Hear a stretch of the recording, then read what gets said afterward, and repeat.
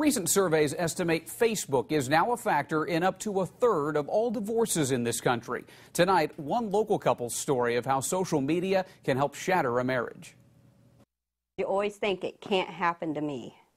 And I think a lot of times when you say those words, you're just setting yourself up sometimes. Jeff and Denise, who asked not to have their faces shown, got married 12.5 years ago. The early years, they say, were happy. But in 2009, Jeff, consumed with starting a small business, was working long hours, and problems began to emerge. For me, it was the intimacy in the relationship in the bedroom.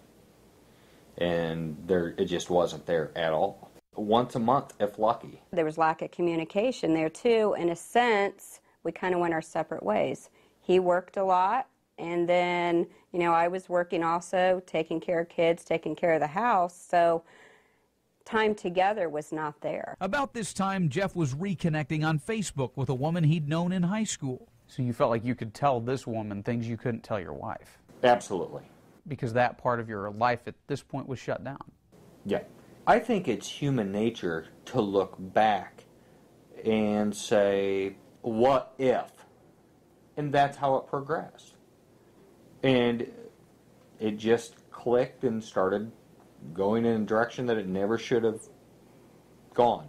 2 to 3 months after the chatting started, it had turned into an emotional affair. Though the adultery had not yet turned physical, Jeff and the other woman did start meeting in person, and the attraction only grew stronger. Within weeks, Jeff decided to divorce Denise. We just sat in here and I told her that I was done. I cannot continue on this way. I had fallen in love with somebody else, and I was leaving. I was totally devastated because I hadn't even seen any warning signs, if I want to say that. It was just like a bombshell had been dropped. Jeff walked out on his wife and 3 kids, an especially crushing blow to their oldest daughter, who was 8 at the time. Because I think in a kid's eyes, it's, the only person that dad should like or love is mom, not anybody else. When we come back, could Jeff and Denise patch things up, or did their divorce become final? Plus tips on how to keep this from happening to your marriage.